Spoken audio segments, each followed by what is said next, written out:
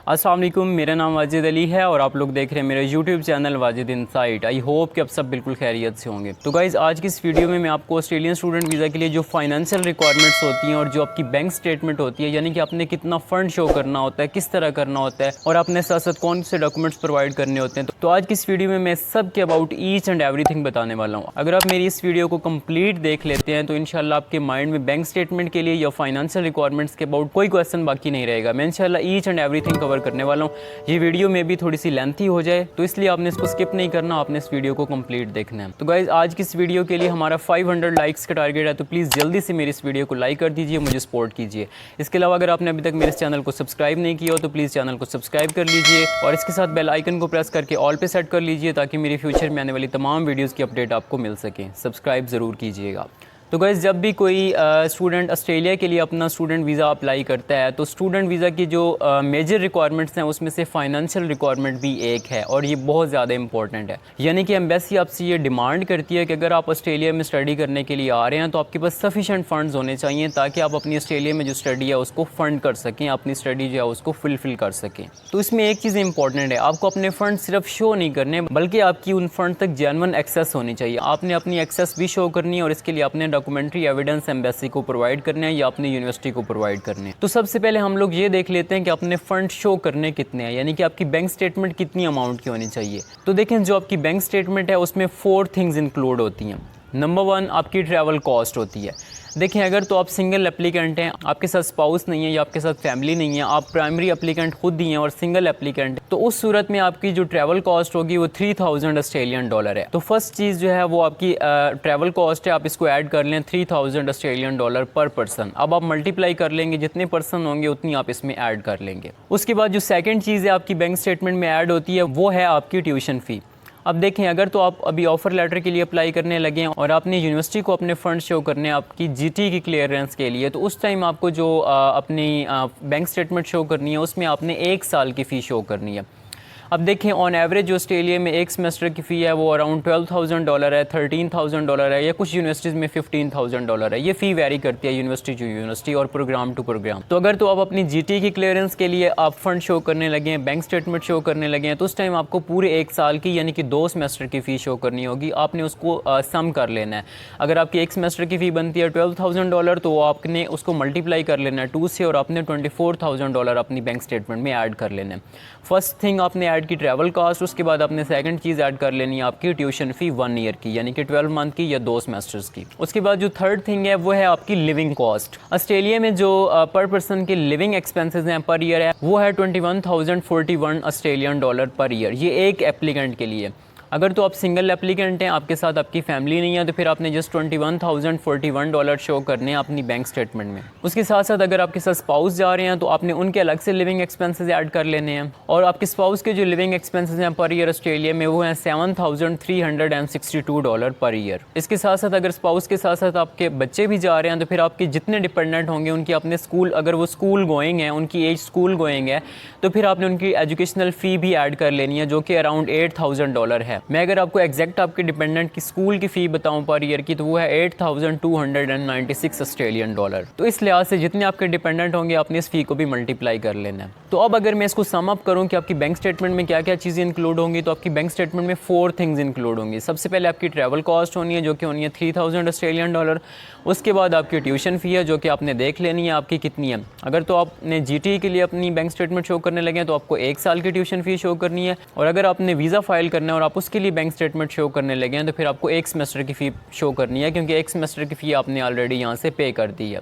और थर्ड पे जो चीज़ आ जाती है वो आपके लिविंग एक्सपेंसेस हैं। अगर आप सिंगल एप्लीकेंट हैं तो आपने जस्ट अपने $21,041 शो करने हैं, लेकिन अगर आपके साथ स्पाउस है तो आपने $7,000 उनके एक्स्ट्रा ऐड कर लेने हैं और आपके साथ अगर डिपेंडेंट हैं तो आपने उनकी स्कूल की फ़ी भी ऐड कर ली है। तो ये सारी चीज़ें आपकी बैंक स्टेटमेंट में आ जाती हैं। अब इन सब का आप अपने अकॉर्डिंग टोटल निकाल लें और जो आपका सम निकलता है आप उसको अपनी लोकल करेंसी में कन्वर्ट कर लें, चाहे आप इंडिया से हैं या पाकिस्तान से, जहाँ कहीं से भी हैं, आप अपनी उसको लोकल करेंसी में कन्वर्ट करें ऑस्ट्रेलियन डॉलर को और फिर उस अकॉर्डिंग अपने फ़ंड शो कर लें। तो अब ये चीज़ तो आपको क्लियर हो गई कि आपको बैंक स्टेटमेंट शो करनी कितनी है, आपको अपने फ़ंड्स कितने शो करने हैं। अब क्वेश्चन ये है कि आपको कौन कौन से डॉक्यूमेंट्री एविडेंसेस प्रोवाइड करने हैं अपनी एक्सेस शो करने के लिए, एम्बेसी को ये प्रूव करने के लिए कि आपकी आपके जो फंड्स हैं उन तक जेन्युइन एक्सेस है, यानी कि जो फंड्स आप शो कर रहे हैं वो आपके अपने ही हैं। तो कौन कौन से डॉक्यूमेंट्स आपको शो करने हैं अब मैं आपको वो बताने वाला हूँ। तो इसमें सबसे पहले तो आपके प्रॉपर्टी डॉक्यूमेंट्स आ जाते हैं। अगर तो आपकी कोई प्रॉपर्टी है, चाहे वो रेंटल है, एग्रीकल्चरल है या रेजिडेंशियल है या कमर्शियल है, जो कोई आपकी प्रॉपर्टी है आपने उसके प्रॉपर्टी डॉक्यूमेंट्स ऐड करने हैं, उस आपने प्रॉपर्टी का फ़र्द ऐड करना है। उसके साथ साथ अगर आपने अपनी प्रॉपर्टी रेंट पे दे रखी है तो अपने रेंटल एग्रीमेंट शो कर लेने हैं। अगर आपने लीज़ पे दे रखी है तो अपने लीज़ एग्रीमेंट शो कर लेना है। इसके अलावा अगर आपने अपनी प्रॉपर्टी सेल की है और वो वाला आप सोर्स शो कर रहे हैं अपनी बैंक स्टेटमेंट का या अपने फ़ंड का,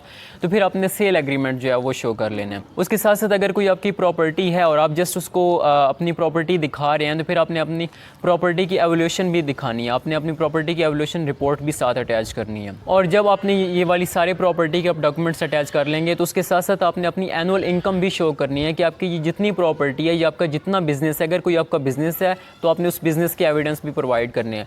तो आपने अब लास्ट पे शो करना है कि आपकी जो एनुअल इनकम है वो कितनी होती है, क्या आपकी एनुअल इनकम इतनी हो रही है कि जितनी आपकी अपनी बैंक स्टेटमेंट शो कर रहे हैं, जितना अपना फंड शो कर रहे हैं, क्या आपकी उतनी एनुअल इनकम है, तो आपने वो वाला एविडेंस भी प्रोवाइड करना है। तो अगर तो आपकी अपनी प्रॉपर्टी है, आपके अपने नाम पे है तो फिर तो ठीक है। लेकिन अगर आपका कोई ब्लड रिलेशन में से है जो आपको स्पॉन्सर कर रहा है, चाहे आपके पेरेंट्स हैं, ब्रदर है, सिस्टर है, जो कोई भी है, तो फिर एक तो आपने उसके साथ साथ आपने अपना FRC अटैच करना है, उनके साथ अपना रिलेशन शो करना है। और सेकंडली आपने उनसे एफिडेविट ऑफ सपोर्ट लेना है। अगर आपके पेरेंट्स में से आपके फादर हैं जो कि आपको स्पॉन्सर कर रहे हैं तो आपने अपने फादर से एफिडेविट ऑफ सपोर्ट लेना है। आपकी मदर हैं तो आप उनका एफिडेविट ऑफ सपोर्ट शो कर देंगे। अब इसके बाद नेक्स्ट क्वेश्चन ये है कि what type of funds are accepted for Australian student visa. तो इसमें आपके पास मल्टीपल ऑप्शंस हैं। आप फंड्स जो है वो डिफरेंट टाइप्स में डिफरेंट वेज में शो कर सकते हैं कि आपके पास जो फंड्स हैं वो जेन्युइन आपके हैं। नंबर 1 आपके पास ये है कि आप मनी डिपॉजिट शो करते हैं डायरेक्टली, या अगर आपने कोई लोन लिया तो आप वो लोन लेटर साथ अटैच कर दें। यानी कि जिस इंस्टीट्यूशन से आपने लोन लिया वो आपको एक लेटर प्रोवाइड करेगा, आपने साथ वो अटैच कर देना है। इसके अलावा अगर आपने गवर्नमेंट से लोन लिया तो आप वो वाला लेटर साथ अटैच कर दें, उसका एविडेंस साथ अटैच कर दें। इसके अलावा अगर आप स्पॉन्सर स्टडी पे जा रहे हैं या किसी ऑर्गेनाइजेशन ने आपको स्कॉलरशिप दिया तो आप उसका एविडेंस साथ अटैच कर दें। एक चीज़ मैं यहाँ पे मेंशन करता चलूँ कि आपके जो डॉक्यूमेंट्री एविडेंस हैं या बैंक स्टेटमेंट के लिए किसी आइटम की वैल्यू एक्सेप्टेड नहीं होगी। जैसे कि आपके पास कोई गाड़ी है, आप उसकी वैल्यू साथ अटैच कर दें कि मेरे पास लेट्स सपोज 10 मिलियन की या 15 मिलियन की गाड़ी है, तो मैं उसके जो है वो एविडेंस प्रोवाइड कर दूं अपनी बैंक स्टेटमेंट के लिए, तो वो एक्सेप्टेड नहीं होगा। अच्छा, अब नेक्स्ट क्वेश्चन है कि who can hold your funds या हु कैन स्पॉन्सर यू। कौन आपके फंड्स को होल्ड कर सकता है और कौन आपको स्पॉन्सर कर सकता है। स्पॉन्सर के लिए तो बड़ा सिंपल सा है, जो भी आपको स्पॉन्सर करे वो आपके ब्लड रिलेशन में से होना चाहिए। या तो आप खुद अपने आप को स्पॉन्सर कर सकते हैं, अगर आपके अपने नाम पे कोई बिजनेस है या प्रॉपर्टी है तो बेहतर यह है कि आप खुद अपने आप को स्पॉन्सर करें, या अगर आपने कोई जॉब की हुई है तो। लेकिन लेट्स सपोज आपके नाम पे कुछ ऐसा नहीं है तो फिर आपके ब्लड रिलेशंस में से आपका स्पॉन्सर हो सकता है। वो आपके पेरेंट्स में से कोई हो सकता है, एक हो सकता है, या आपके दोनों पेरेंट्स भी हो सकते हैं, या आपका ब्रदर या सिस्टर हो सकता है। अब ये नहीं होगा कि आपके जो स्पाउस के पेरेंट्स हैं वो आपके स्पॉन्सर नहीं हो सकते, क्योंकि वो आपके डायरेक्टली ब्लड रिलेशन में नहीं आते। तो आपके जो फंड होल्ड कर सकते हैं, यानी कि जो आप बैंक स्टेटमेंट जिनके नाम पे शो कर सकते हैं, वो आपके पेरेंट्स हो सकते हैं, आपका ब्रदर हो सकता है, आपकी सिस्टर हो सकती हैं।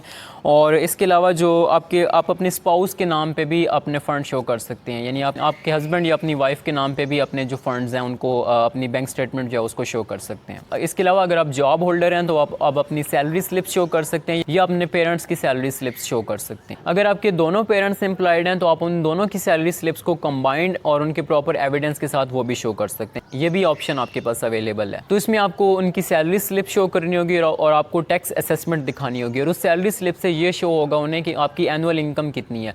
अगर तो आपकी जो एनुअल इनकम है वो उनकी रिक्वायर्ड जो फंड्स हैं उनको मीट कर रही है तो वेल एंड गुड। अगर वो ऐसा नहीं है तो फिर आप साथ कुछ और डॉक्यूमेंट्स प्रॉपर्टी के या साथ कोई और एविडेंसेस या बिजनेस के आप साथ शो कर लें। एक चीज़ इंपॉर्टेंट कि आपका स्पॉन्सर जो कोई भी हो आपके ब्लड रिलेशन में से आपकी फ़ंड तक जेन्युइन एक्सेस होनी चाहिए, यानी कि आपका जो भी स्पॉन्सर हो आपने उनसे एफिडेविट ऑफ सपोर्ट ज़रूर लेना है और अपनी फाइल में अटैच करना है। अब क्वेश्चन ये है कि आप अपने फ़ंड तक जेन्युइन एक्सेस शो कैसे कर सकते हैं। एक तो आपने अपना एफिडेविट ऑफ सपोर्ट ले लेना है अपने स्पॉन्सर से। अगर आपका स्पॉन्सर आपके अलावा कोई है तो फिर आपको जो जेन्युइन एक्सेस है वो शो करनी पड़ेगी, और उसके लिए आपको डॉक्यूमेंट्स प्रोवाइड करने पड़ेंगे। इसमें एक तो आपने FRC शो करनी है, या अगर आप पाकिस्तान से हैं तो आपको FRC यानी कि फैमिली रजिस्ट्रेशन सर्टिफिकेट शो करना पड़ेगा, या अगर आप कहीं और से हैं तो फिर आपको उनकी साथ जो आपका रिलेशनशिप है वो गवर्नमेंट के डॉक्यूमेंट्स होंगे या आइडेंटिटी डॉक्यूमेंट्स होंगे, वो आपने प्रोवाइड करने हैं, उनके साथ अपना रिलेशनशिप शो करना है। तो गाइज़ ये सारी चीज़ें हैं आपकी बैंक स्टेटमेंट के अबाउट, और आपने जो डॉक्यूमेंट्स अपने एविडेंसेस प्रोवाइड करने हैं उनके अबाउट। तो आई होप आपके बैंक स्टेटमेंट के अबाउट और फाइनेंशियल रिक्वायरमेंट्स के अबाउट जितने भी क्वेश्चन हैं वो क्लियर हो चुके होंगे। इसके अलावा अगर कोई और आपका क्वेश्चन अभी भी आपके माइंड में है तो आप प्लीज़ कमेंट सेक्शन में ज़रूर पूछिएगा, ताकि मैं अपनी नेक्स्ट आने वाली वीडियोज़ में उनको रिस्पॉन्ड कर सकूँ। इसके अलावा अगर आप चाहते हैं कि मैं किसी और टॉपिक के ऊपर वीडियो बनाऊं तो मुझे कमेंट सेक्शन में ज़रूर बताइएगा। मेरी इस वीडियो को लाइक ज़रूर कीजिएगा और चैनल को सब्सक्राइब करना तो बिल्कुल मत भूलिएगा, और प्लीज़ फेसबुक पे जाके मेरे पेज को भी फॉलो कर दीजिएगा। तो आज की इस वीडियो के लिए इतना ही था, मिलते हैं नेक्स्ट वीडियो में, तब तक के लिए अल्लाह हाफ़िज़।